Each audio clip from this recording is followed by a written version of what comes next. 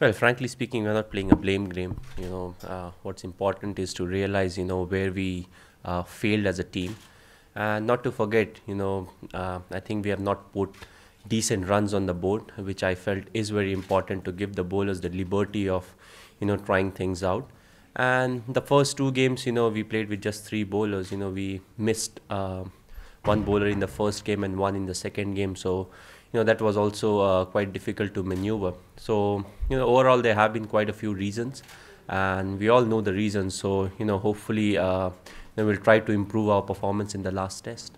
Well, we take everything with an open heart. As I always say, there are few things in cricket that's beyond control. I think injuries is a big part.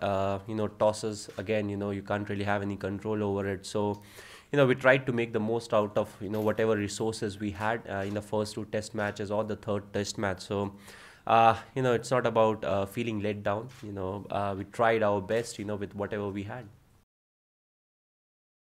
Well, I've played against many sides which have been equally good. Not to forget South Africa, they are a very good side. I've played against Australia. They are again a very good side. So I think I would rather keep my judgment on judging a side as the best side or not. But definitely they are a very good side. They've got four bowlers who are really good. Three seamers and a spinner that look very settled, and a batting line that bats really deep. With Broad coming at 9 or 8, they bat very deep, which means you have to get all the batsmen out or they'll put decent amount of runs on the board. If you see the caliber of Zaheer Khan, then you can say we have missed Zaheer Khan because he's got plenty of experience and he can move the ball, and he can plan a batsman out. That's what is important in these circumstances.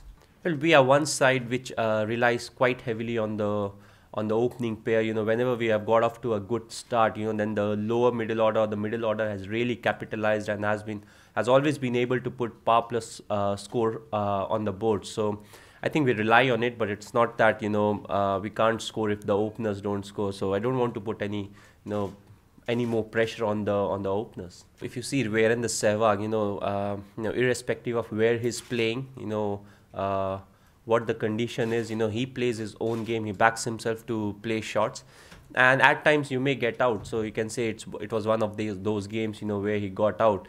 So so what is important is still he backs himself to play those shots, and that's one thing that will definitely help us win more games.